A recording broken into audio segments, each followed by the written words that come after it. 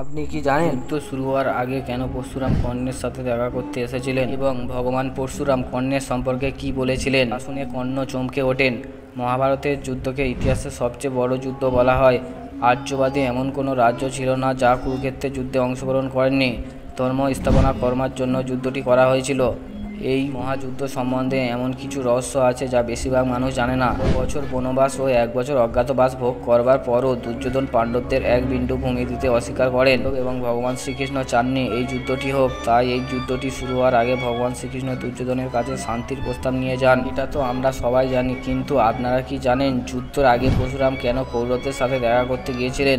ভগবান পরশুরাম যখন কৌরবদের সবাই পৌঁছায় সেখানে দুর্যোধন, ভীম ও দ্রোণাচার্যের শিষ্য কর্ণ উপস্থিত ছিলেন।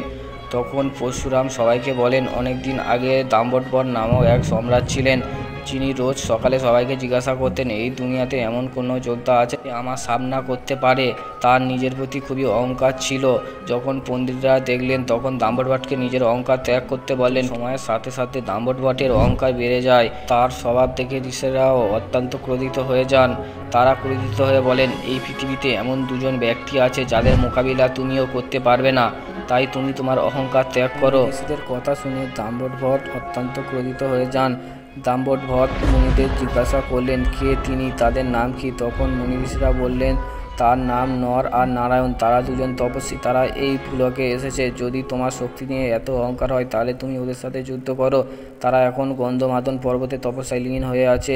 এরপর দাম্বটভট্ট বিশাল সেনাবাহিনী নিয়ে নর ও নারায়ণের কাছে পৌঁছায়। তখন তিনি দেখলেন নর ও নারায়ণ তপস্যা করতে করতে শরীর খুব দুর্বল হয়ে গেছে। তখন দাম্বটভট্ট মনে মনে ভাবতে লাগলেন, এই তপস্বী কিভাবে আমাকে মোকাবিলা করবে? মনে মনে হাসতে থাকেন। তিনি নর ও নারায়ণকে বললেন, তিনি একা এই বিশ্বকে জয় করে নিয়েছে, আজও পর্যন্ত কেউ তাকে পরাজিত করতে পারেননি। এখন সে নর ও নারায়ণের সাথে যুদ্ধ করতে চান। দাম্বটভট্টের কথা শুনে নর ও নারায়ণ বলেন, এই আশ্রমে ক্রোধ ও লোভের কোনো অস্তিত্ব নাই, এর জন্য এখানে কোনো প্রকার যুদ্ধ হবে না।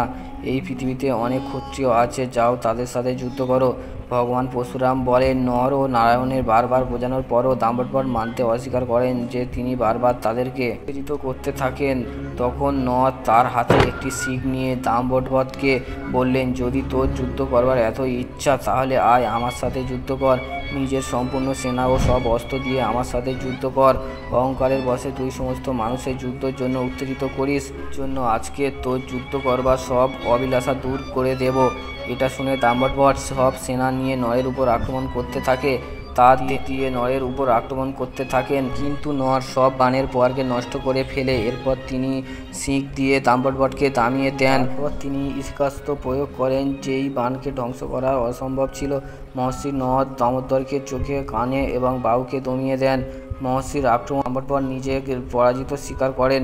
তখন নর দাম্বটভট্টকে জীবন দান করে দেন এবং তাকে তার অহংকার ত্যাগ করতে বলেন। এইভাবে মহর্ষি নর দাম্বটভট্টকে পরাজিত করে দেন।